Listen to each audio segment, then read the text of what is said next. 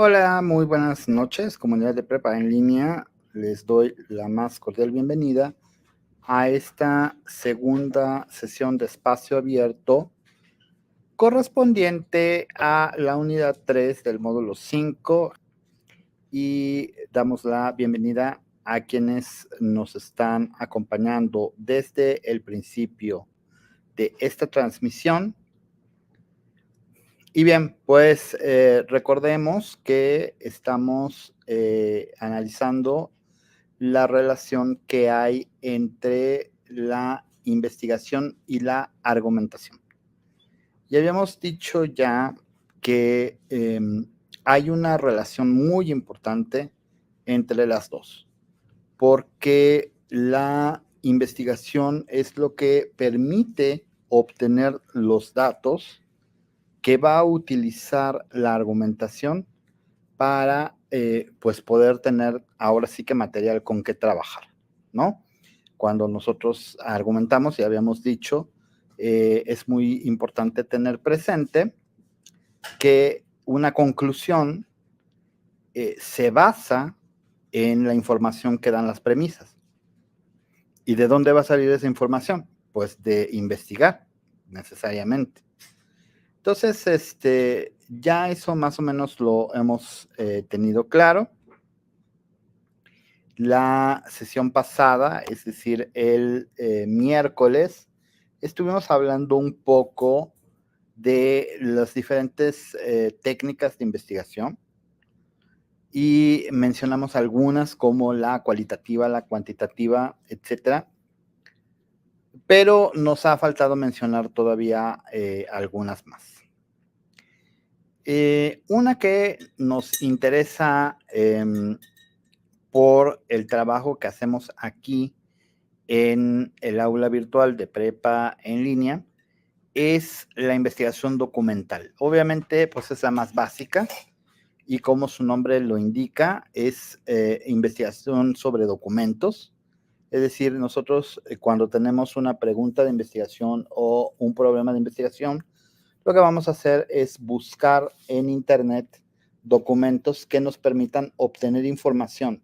Es muy importante que cuando nosotros estamos argumentando de algo, conozcamos algo acerca de lo que estamos tratando de argumentar. Sí, es muy importante eso porque si no tenemos un conocimiento acerca del tema, pues es muy fácil que nos confundamos. Y obviamente mientras más interés tengamos en el tema, más obligadas y obligados estamos a tener información más detallada del mismo. Es decir, cuando nosotros realmente necesitamos argumentar algo que tiene mucha importancia, es crucial el contar con la mayor información que podamos tener al respecto de ese tema, ¿no? Porque eso nos permite visualizar alternativas, visualizar datos que nos permitan o nos ayuden a poder trabajar el tema. Entonces, bueno, en eso estamos y eso es lo que se refiere a la investigación documental. Tenemos también la investigación de campo. La investigación de campo es, como su nombre lo indica, una investigación que requiere que los datos que necesitamos para argumentar los busquemos en la vida real.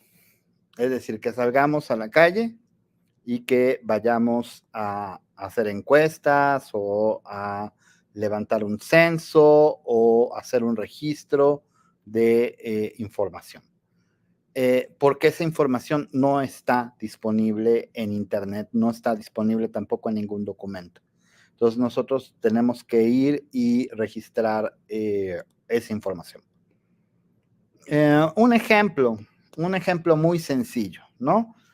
nosotros queremos saber más o menos cuántos semáforos en nuestra colonia o en nuestro municipio no funcionan.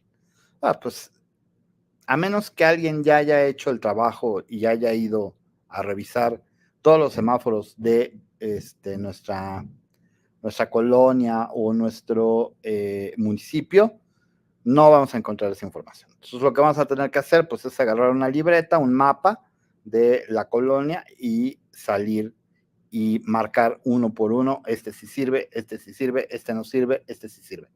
Eso es una investigación de campo. Y, por ejemplo, cuando el INEGI va a hacer encuestas, pues eso es una investigación de campo, ¿sí? Porque justamente van a preguntar sobre los datos que necesitan para poder establecer algunas conclusiones. Entonces, bueno, nosotros no vamos a utilizar ese tipo de técnica de investigación, pero es importante saber que existe y que se aplica muy frecuentemente. Otros que hacen investigación de campo muy frecuentemente son los de marketing o publicidad. Muchas veces, bueno, ya no es tan común. Antes se ponían en algún centro comercial o en alguna esquina y te preguntaban, ¿no? Sobre algún producto nuevo, si tú lo comprarías, si te gustaría que fuera de tal sabor, etcétera. Y con esos datos, pues ellos alimentaban su base de datos y tomaban decisiones, ¿no? Por ejemplo, si van a sacar una paleta, no sé, sabor nopal, ¿no? Y entonces a la mayoría de la gente que encuestaron dijeron que no les atrae comprar una paleta sabor nopal, pues entonces abandonan el proyecto porque no van a tener público, ¿no? Y nada más van a gastar en el producto y no, nadie lo va a comprar. Entonces no va a haber ganancias y aparte va a haber pérdidas. Así es como funciona esto. Ahora ya como existen las redes sociales, ya no se hace esa investigación de campo así, de esa manera, aunque también contaría como una investigación de campo el estar recolectando información a partir de las redes sociales, porque pues esa información no existe en ningún documento.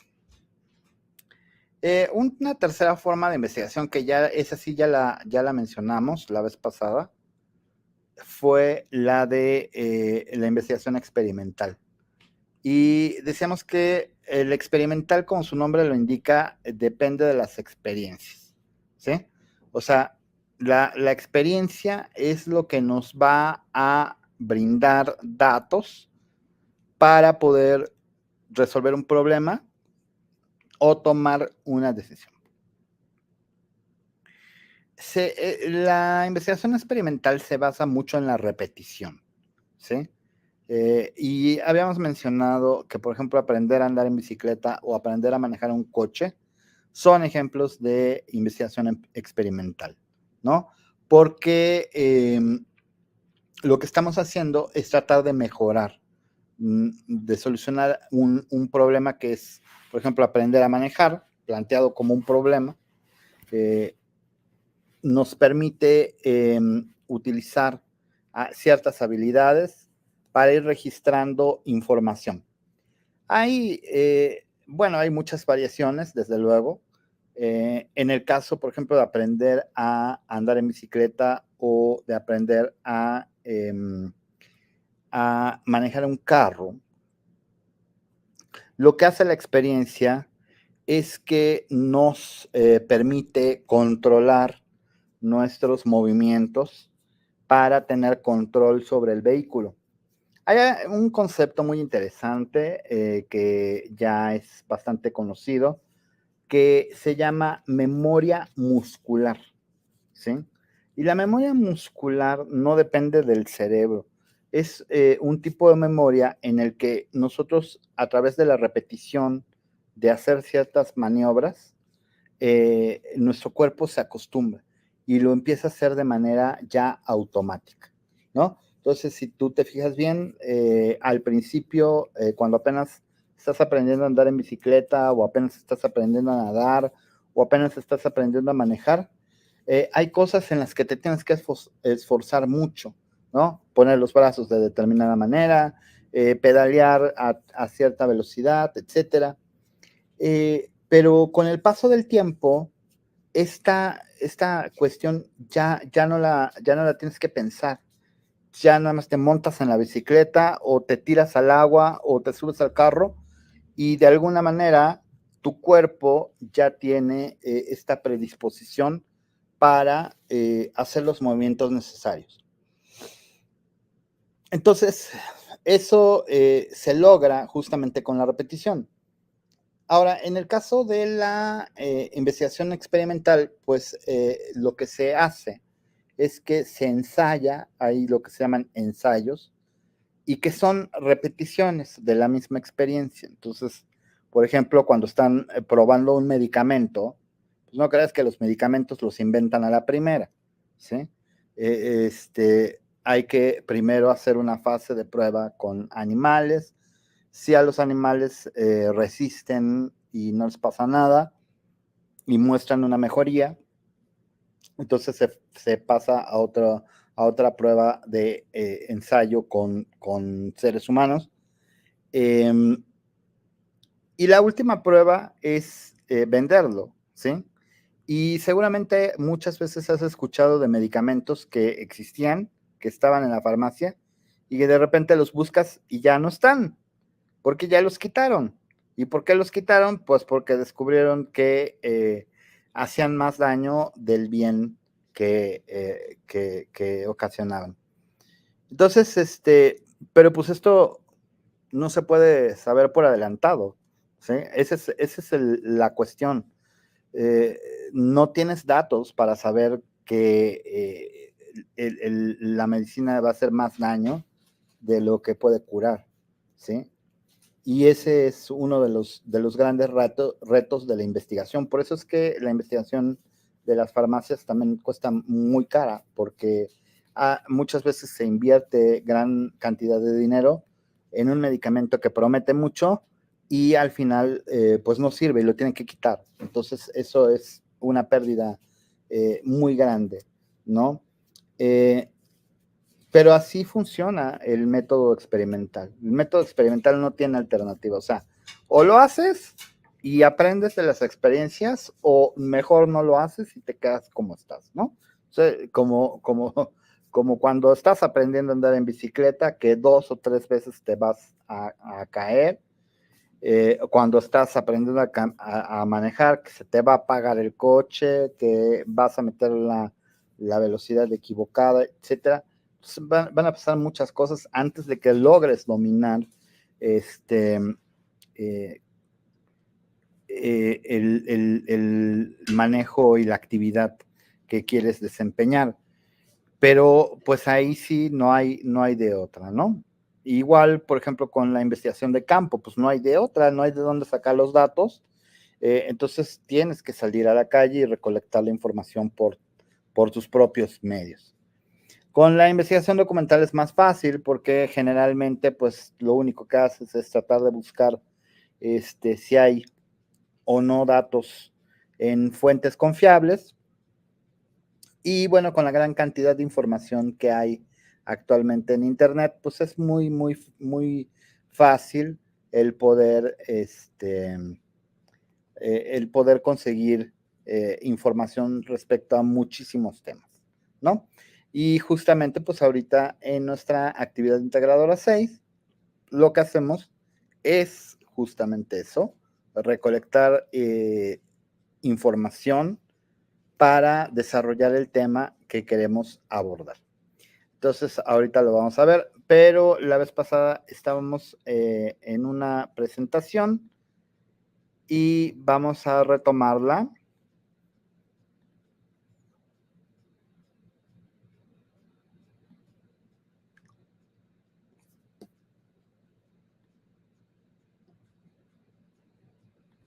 A ver, sí, ahí ya la tenemos. Estábamos hablando un poco acerca de la aplicación práctica de la investigación. y tenemos 4 rubros.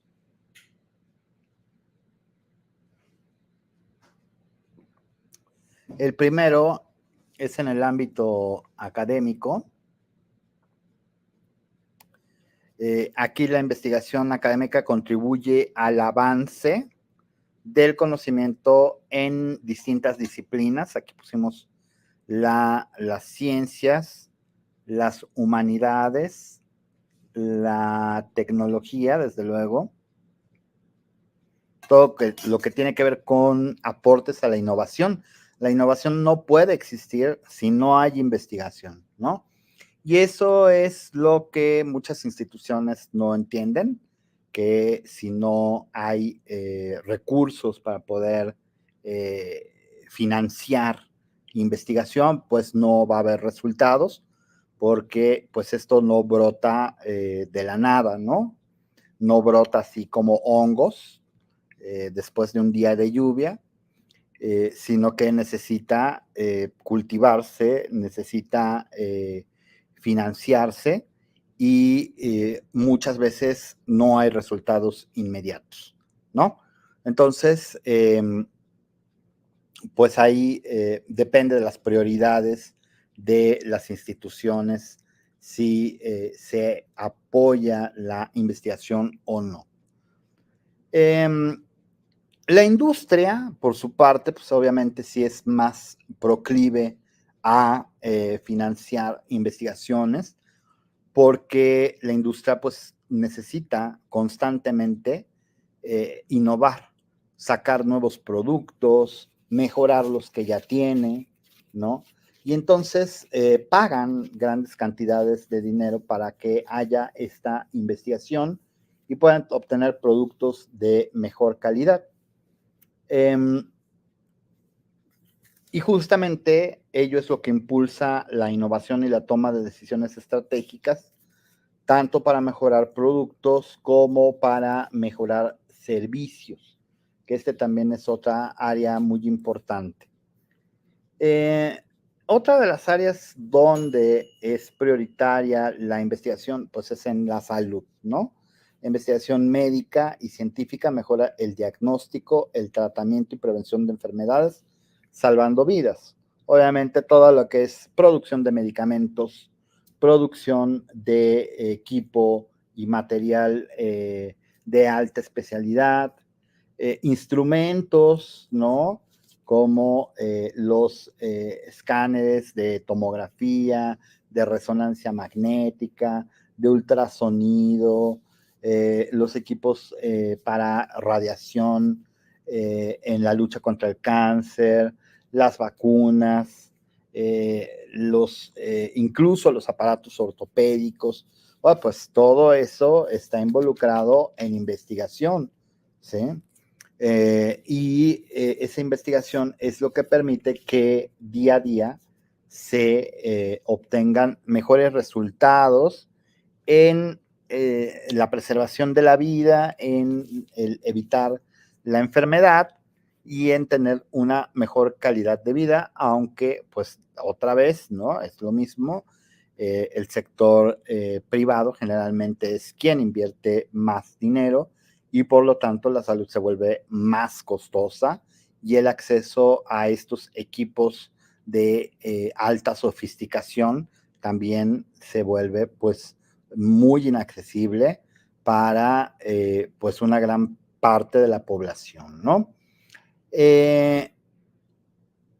Y en último rubro también tenemos la investigación social y política.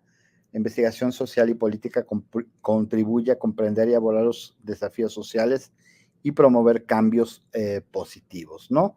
Aquí, pues, muchas universidades tienen sus centros de investigación social, centros de investigación política, centros de investigación económica, ¿no? Como, por ejemplo, la Universidad Nacional Autónoma de México, la UNAM, o la UAM, la Universidad Autónoma Metropolitana, otras universidades como la Universidad de Guadalajara, la Universidad de Guanajuato, la Universidad Veracruzana, etcétera. hacen mucha investigación sobre cuestiones sociales, cuestiones educativas, cuestiones políticas, etcétera, y son quienes más invierten en este tipo de temas, ¿no? Y ello, pues, nos ayuda a generar conocimiento, nos ayuda a generar información confiable acerca de distintos temas y nos permite también tener acceso a una visión más complementaria de la realidad, ¿no? A través, por ejemplo, de sus publicaciones, como sus revistas que tiene, sus programas de televisión, programas de radio, difusión de la cultura, etcétera, ¿no? Que, bueno, también, pues muchas veces los presupuestos no dan para mucho, ¿no? Y no llegan a todas las personas, pero bueno, por lo menos hay un interés legítimo por poder analizar, investigar, desarrollar y dar a conocer este tipo de temáticas.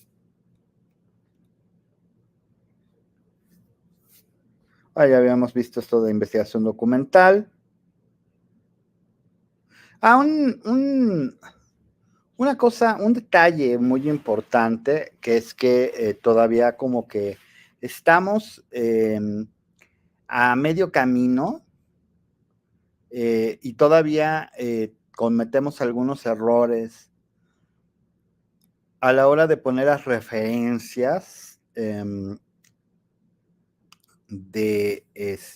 ¿cómo se llama? De los documentos que utilizamos, ¿sí? Uso de fuentes confiables. Bueno, garantiza la confiabilidad de la información. Es esencial. Al investigar es importante utilizar fuentes confiables como artículos científicos, libros académicos, sitios web de instituciones reconocidas. Pero también es muy importante cómo lo hacemos, ¿sí? Y ese cómo lo hacemos, bueno, tenemos que empezar primero por quién es el autor del texto, de la investigación, de la página, lo que sea. Y empezando por el apellido y después poniendo el nombre, luego un punto, la fecha en la que se publicó el material. Luego ponemos el título, ¿no? Aquí, por ejemplo, se llama Material de Lectura número 216, Poesía Moderna. Entonces, ese es el título y tiene que ir en cursiva. Y luego, ¿quién lo publica? Ahí es donde vamos a ver si es una publicación confiable o no, ¿no? Aquí, por ejemplo, quien lo publicó fue la Dirección General de Publicaciones y Fomento Editorial de la UNAM. Entonces, pues es más que reconocido esto. Y hasta abajo ponemos la liga, ¿no? Aquí esta liga es chiquita. Hay ligas que son muy grandotas, pero no importa. La estructura más o menos tiene que ser la misma, ¿sí? Entonces, hay que tratar de apegarnos a esta forma de citar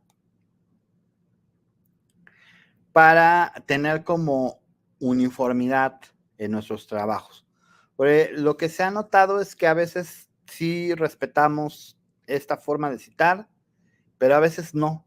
Y lo más extraño es que en el mismo documento a veces se cita bien y a veces no. Entonces hay que tener más cuidado con eso, ¿sí? Hay que tratar de cumplir con la normatividad de prepa en línea. ¿Para qué? Pues sobre todo para que tengamos una buena presentación de nuestros trabajos. Acuérdense que ya habíamos dicho que también, o sea, la forma de presentar los trabajos es parte de nuestra educación, de nuestra formación dentro de la prepa en línea.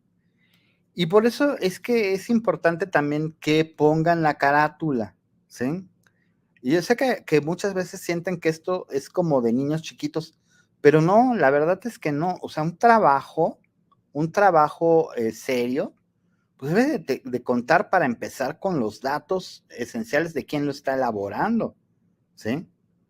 Muchos trabajos que se envían no tienen ni el nombre de la persona que los hizo, ¿no? Muchos no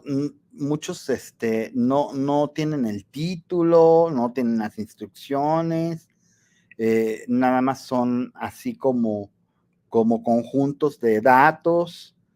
Entonces hay que cuidar la forma también para que se vea bonito, ¿no? No es que sea esencial, obviamente lo más importante es el contenido, lo que se escribe, pero oye, pues es un trabajo que estás presentando, ¿no? Entonces, eso también nos va a ayudar mucho. Pues muchas veces la sola presentación a muchas personas les da una idea de cómo está trabajando la persona que presenta esto. Entonces, vamos a tratar de tener orden, de tener aseo en nuestros trabajos, de poner este, la referencia, de poner los datos y de que quede, pues sobre todo ordenado, eso de repente también de poner un tamaño de letra y después otro, también eso no se ve muy bien, ¿no? Entonces, pues bueno, son parte de los aprendizajes, son cosas que se están aprendiendo. En ese sentido, bueno, pues no es ni un regaño, ni una crítica, ni nada, pero sí es importante trabajar en lograr tener no solamente los contenidos bien, sino también pues la presentación, ¿no? Cuando elaboremos nuestro currículum, por ejemplo, para pedir un trabajo, pues el currículum no puede ser un pegote ahí de cosas, eh, porque justamente la gente que lo lee, ¿no? Los que contratan a las personas van a decir, pues mira, si escribe así, ¿no? Pues cómo va a ser su trabajo, ya me imagino. Acuérdense que los seres humanos nos basamos también mucho, como dicen, dependiendo del sapo es la pedrada. Entonces, mientras más bonito el sapo, menos ganas de tirarle piedras. Entonces, mucho cuidado ahí, porque realmente no es gran esfuerzo el que hay que hacer, ¿no? Sobre todo si ya tienes la información bien ubicada, si ya hiciste un muy buen trabajo, ¿para qué echarlo a perder no dándole un formato y una presentación adecuada?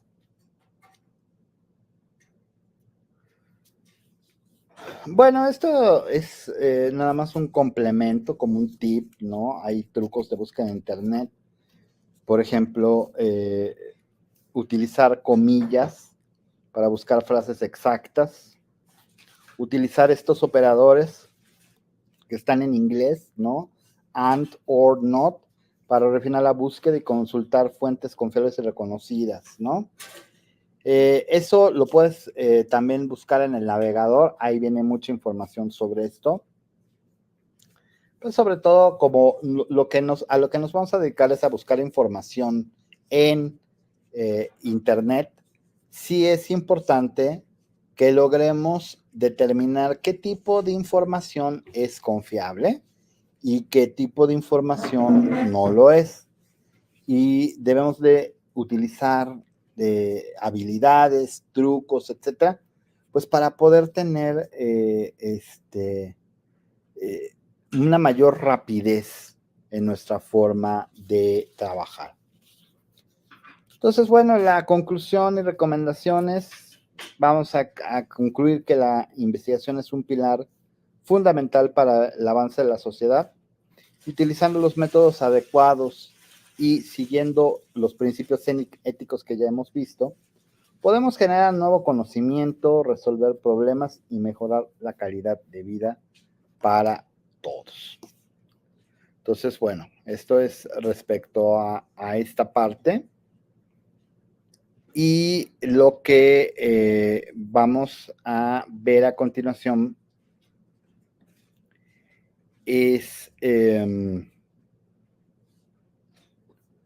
Ahí vamos a ver lo del trabajo integrador. A ver. Ujú.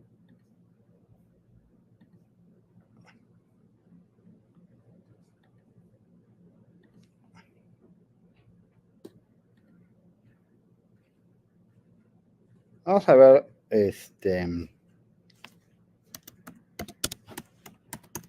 vamos a acceder a la plataforma.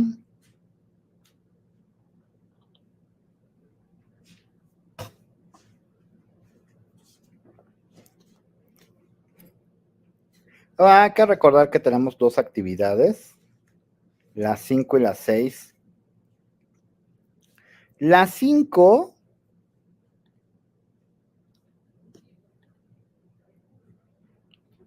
las 5 es una actividad muy sencilla. Es una serie de columnas en las que hay que poner información. Y esa información pues ya la tenemos ahí porque en la última columna del documento, de la plantilla, pues vienen 5 artículos que tenemos que leer. Y ahí sí, a lo mejor es donde está la complicación porque de repente me dicen, pues es que no tenemos mucho tiempo para leer y todo eso, pero bueno, tampoco es que sean lecturas muy complicadas, ¿no? Y lo que tenemos que hacer es justamente rellenar las otras columnas cuando ya hayamos leído el artículo. Vamos a ver, que se abra. Ya saben que está el internet un poco lento.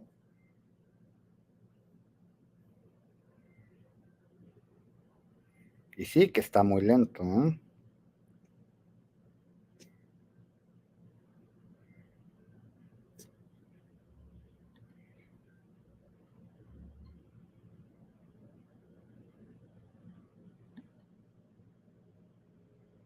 Y seguimos esperando a que se abra el documento.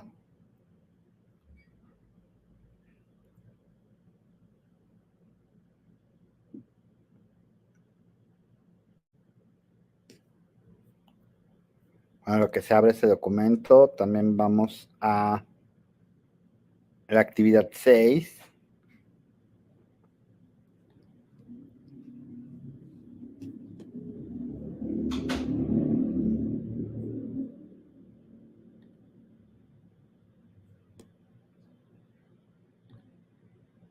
Vamos a ver primero la actividad 6. Porque esta es, desde mi punto de vista, la más importante. ¿Sí? Y aquí vamos a... Ahí está, miren. Entonces, ¿qué dice? Tienes que entregar un documento en el que selecciones un tema de investigación. Ahí te da una sugerencia. Pero acuérdate que ya hemos dicho que sería mejor que eligieras un tema que te llame la atención para que pues tengas por lo menos un incentivo, ¿no?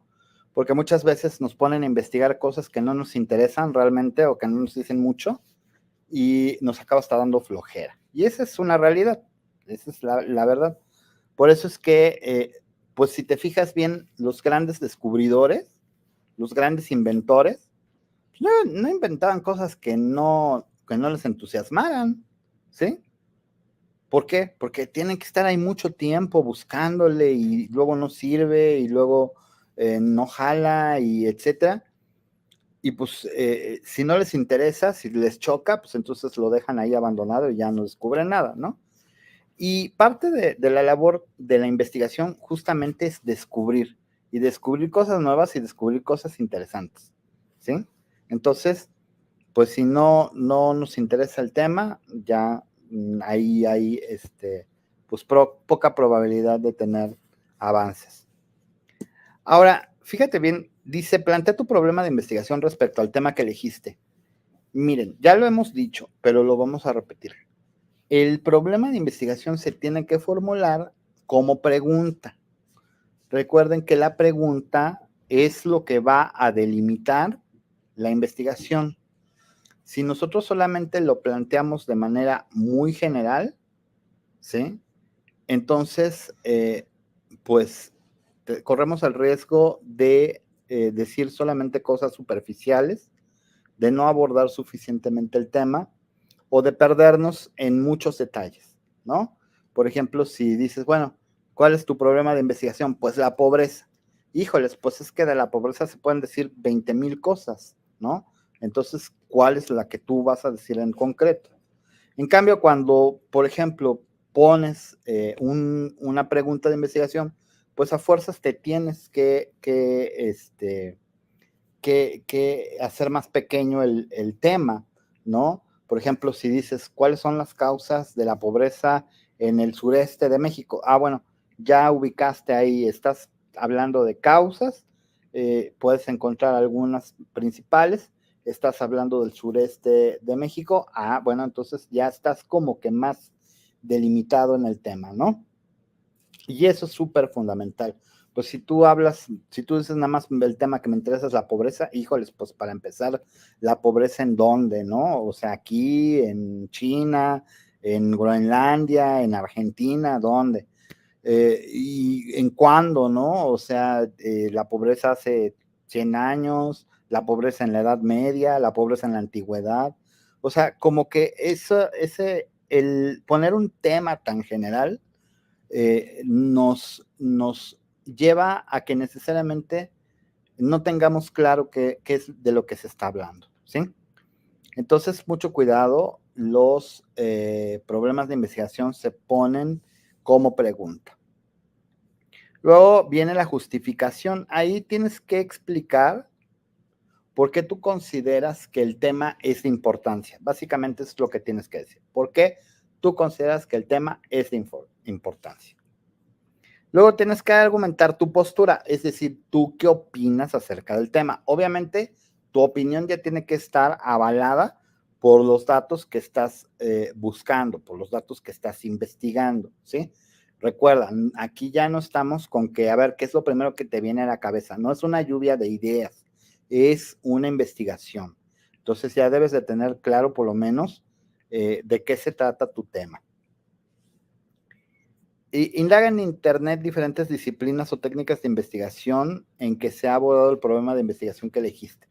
Describe cada una en 4 líneas como mínimo, ¿no? Obviamente, por ejemplo, si hablas del tema de causas de la pobreza en el sureste mexicano, pues obviamente entonces vas a tener que utilizar a la economía como una de estas disciplinas y a la política como otra, ¿no? Luego te piden que formules 2 objetivos de investigación. Eh, que buscas alcanzar con tu investigación. O sea, ¿qué es lo que tú quisieras hacer con esta investigación? ¿Sí? Combatir la pobreza en el sureste mexicano, no sé, implementar nuevas prácticas educativas, velar por los derechos de los animales, o sea, no sé, ahí depende mucho del tema que tú estés eligiendo.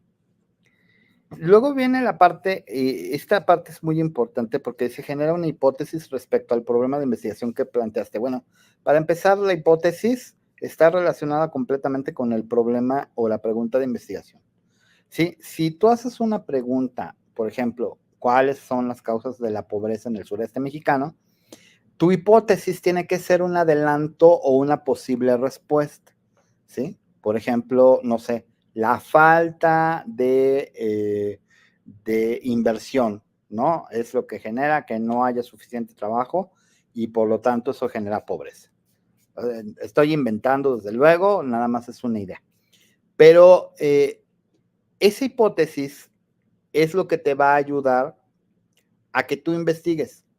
O sea, si tú piensas que la falta de inversión es lo que genera la pobreza, entonces ya tus búsquedas en Internet van a ir orientadas, por ejemplo, cuáles son las consecuencias de la falta de inversión en el sureste mexicano, en comparación con el norte, por ejemplo, cuántas empresas invierten, cuántas no, eh, cuántas grandes plantas de fábricas o de maquiladoras o complejos industriales hay en el sureste en comparación, por ejemplo, con el norte. Y así tú vas haciendo comparaciones, vas investigando eh, datos, etcétera. Y al final, ¿qué es lo que vas a hacer? Pues vas a llegar a una conclusión, ¿sí? Y la conclusión, ¿cuál va a ser? Pues que tu hipótesis es cierta, es falsa o tiene algo de cierto, pero no completamente, ¿sí? Por eso es importante la hipótesis, pero la hipótesis es una respuesta tentativa a la pregunta de investigación. Finalmente, pues tienes que colocar las fuentes de información que utilizaste y guardar tu documento, ¿sí? Entonces, como puedes ver, no es muy complicada la actividad 6, porque no se te está pidiendo realmente que hagas una investigación como tal, ¿sí? Se está pidiendo que hagas como el esbozo, que hagas como una propuesta de investigación. Y por eso se te pregunta y termina hasta la hipótesis, ¿no? ¿Cuál es tu hipótesis? Pues lo que sigue después de la hipótesis, pues ya sería recolectar una gran cantidad de datos para tratar de justificar esa hipótesis, ¿sí? Y eso ahí ya no lo vamos a hacer. Entonces es como la propuesta, es más bien como presentar un proyecto, ¿no? Cuando alguien tiene una propuesta, por ejemplo, para hacer un complejo de edificios o un tren o una fábrica o lo que sea, pues no se empieza a construir luego, luego. Lo primero que se presenta es un proyecto. Mire, aquí va a ir esto, aquí va a ir aquello, aquí le vamos a poner el otro, los materiales van a ser estos, ¿no? ¿Y qué es lo que permite hacer el proyecto? Bueno, revisar primero si se puede, ¿no? Porque a lo mejor dices, oye, pues este proyecto está padrísimo, pero va a costar 50,000 millones de dólares, ¿no? Entonces, pues no hay para eso, entonces el proyecto, pues ahí se queda, no es viable, ¿no? Hay proyectos que también dicen, oye, pero pues tú me estás proponiendo que se utilicen ciertos materiales y en esa región no hay esos materiales, hay que llevarlos desde otro lugar y eso va a costar carísimo. Trata de utilizar materiales que sí se pueden encontrar en la región. O sea, el proyecto lo que hace es que nos evita problemas, pues, nos adelanta soluciones. ¿Por qué? Porque podemos detectar en el proyecto que algo no anda funcionando bien, ¿sí? Bueno. Bueno, entonces ya saben que en esta actividad pueden elegir el tema que ustedes quieran, que les llame la atención. Y pues yo creo que con lo que dijimos aquí ya es más que suficiente. Les digo, no es una actividad complicada. Lo más complicado a lo mejor era lo de la hipótesis y creo que ya quedó bastante claro. Entonces, pues adelante, ¿no? Busquen temas y problemas que les interesen y verán que el trabajo se lo avientan bien rápido, con que lean una o dos páginas de las que encuentren, ya con eso tienen más que suficiente para hacer el trabajo. Entonces, pues bueno, si hay alguna duda, recuerden que lo pueden poner en el chat de este lado, creo. Sí, de este lado, ahí está el chat. Pero si no, y después les surge la pregunta cuando ya estén trabajando en sus actividades, pues simple y sencillamente me escriben al mensajero de la plataforma o por correo electrónico que también está ahí indicado en la plataforma. Muchísimas gracias por su atención y nos estamos viendo en el foro Aprendiendo. Bueno, nos estamos leyendo en el foro Aprendiendo. Que estén muy bien, muy buenas noches, bonito viernes.